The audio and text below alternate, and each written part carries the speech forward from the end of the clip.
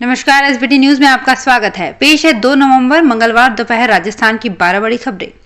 राजस्थान की 2 विधानसभा सीटों पर हाल ही में हुए उपचुनाव के बाद आज मतगणना हो रही है। उदयपुर की वल्लभनगर और प्रतापगढ़ की धरियावद विधानसभा सीट पर विधायकों के निधन के कारण यहां उपचुनाव हुए थे। सुबह 8 बजे से दोनों सीटों पर मतगणना शुरू हो गई। पहले पोस्टल बैलेट की वोट काउंटिंग शुरू हुई। शुरुआती रुझान में धरियावद व वल्लभनगर दोनों की सीटों पर कांग्रेस को बढ़त मिलती नजर आई। हरियाणा में ऐलनाबाद विधानसभा सीट पर हुए उपचुनाव में इनेलो और भाजपा प्रत्याशियों के बीच मुकाबला दिख रहा है। यहां इनेलो सुबह से बढ़त तो बनाए हुए है, मगर ग्रामीण एरिया से भाजपा ने अच्छी खासी संख्या में वोट लेकर सबको चौंका दिया है, क्योंकि अभी ऐलनाबाद शहर के वोटों की गिनती बाकी है, जहां भाजपा इनेलो की लीड को बराबर कर सकती है। ऐलनाबाद में तीसरे राउंड के बाद इनेलो की बढ़त बढ़कर 2748 वोट की हो गई। तीसरे राउंड के बाद इनेलो कैंडिडेट अभय चौटाला 10,320 वोटों के साथ पहले नंबर पर चल रहे हैं। भाजपा उम्मीदवार गोविंद कांडा 7,572 वोट के साथ दूसरे नंबर पर हैं। कांग्रेस के पवन बेनीवाल 6,199 वोटों के साथ तीसरे नंबर पर चल रहे हैं। राजस्थान माध्यमिक शिक्षा बोर्ड की ओर से आयोजित राजस्थान अध्यापक पात्रता परीक्षा 2021 के लेवल 1 और लेवल 2 के परीक्षा परिणाम को लेकर इंतजार खत्म हुआ। अजमेर के टोडरमल लेन स्थित रीट कार्यालय में बोर्ड के अध्यक्ष और रीट के मुख्य समन्वयक डॉक्टर डीपी जारोली ने रिजल्ट जारी किया। कैंडिडेट्स अपना रिजल्ट ऑफिशियल वेबसाइट पर जाकर चेक कर सकते हैं। राजस्थान की इस सबसे बड़ी परीक्षा के लेवल 1 और लेवल 2 में करीब 26.5 लाख अभ्यर्थियों ने आवेदन किए थे। राजस्थान कांग्रेस प्रभारी अजय माकन को जयपुर के आसमान से ही दिल्ली लौटना पड़ा। माकन कल कांग्रेस सदस्यता अभियान की लॉन्चिंग के लिए आए थे। माकन इंडिगो की फ्लाइट 6E2338 से दोपहर को दिल्ली से जयपुर के लिए रवाना हुए थे। प्लेन को दोपहर 1:50 पर लैंड करना था, पर करीब 3 बजे आया। तब तक एयरपोर्ट रनवे पर मेंटेनेंस कार्य शुरू हो चुका था, जो रोज 2 बजे से 2 घंटे होता है, इसलिए प्लेन को लैंडिंग की अनुमति नहीं मिली। 15 मिनट आसमान में चक्कर लगाने के बाद प्लेन दिल्ली लौट गया। इस वजह से माकन को कार्यक्रम में शामिल हुए बिना ही दिल्ली लौटना पड़ा। मध्य प्रदेश के उपचुनाव में भाजपा चारों सीटों पर आगे चल रही है, लेकिन दूसरे राउंड में रैगांव और खंडवा में भाजपा की लीड घटी है। वहीं टीकमगढ़ के पृथ्वीपुर में भाजपा और कांग्रेस के बीच कड़ा मुकाबला देखने को मिल रहा है।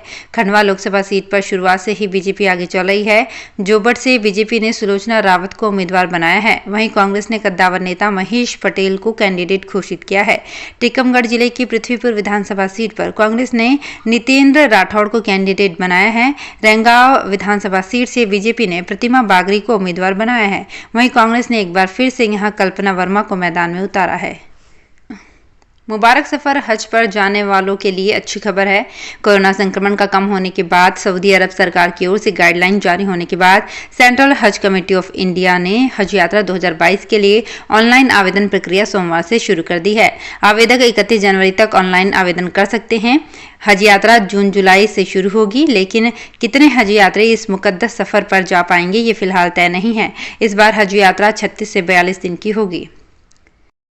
दीपावली पर रोडवेज के करीब 15,000 कर्मचारियों के लिए राहत की खबर है, क्योंकि रोडवेज प्रबंधन ने सोमवार को कर्मचारियों के खातों में एक्स ग्रेसिया यानी बोनस के भुगतान के आदेश जारी कर दिए हैं।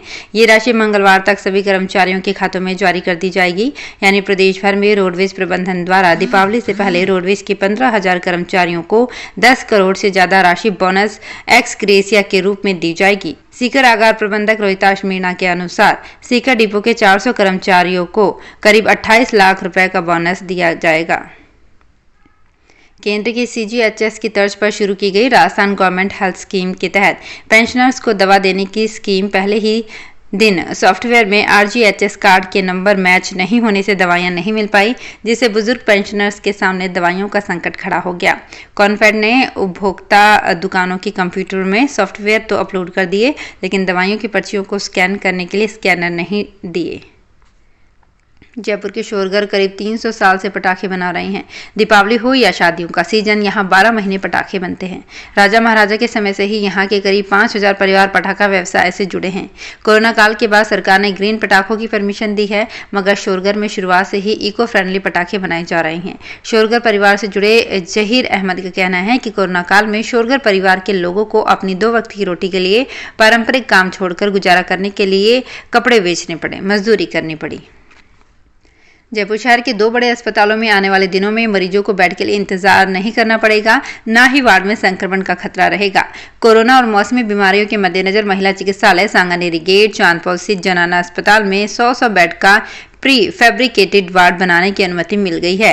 जनाना अस्पताल अधीक्षक डॉक्टर पुष्पा नागर, महिला चिकित्सालय सांगानेरी गेट के अधीक्षक डॉक्टर आशा वर्मा का कहना है कि प्री फैब्रिकेटेड वार्ड कम समय में बनकर तैयार हो जाता है। झुंझुनू के नेशनल डिफेंस एकेडमी में लड़कियों को भी प्रवेश के लिए सुप्रीम कोर्ट के आदेश के बाद अब काफी कुछ बदलने लगा है।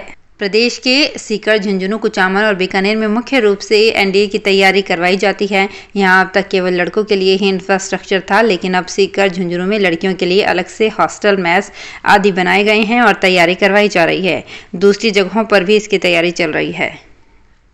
जयपुर के 4 मंजिला बिल्डिंगों में 50 लाख रुपए कीमत तक के फ्लैट खरीदने वालों को रजिस्ट्री में 2% की छूट मिलने से शहर में 3300 खरीदारों को सीधा फायदा मिला है। 4 माह में 1300 करोड़ के फ्लैट्स की बिक्री होने से रियल एस्टेट में बूम आया है।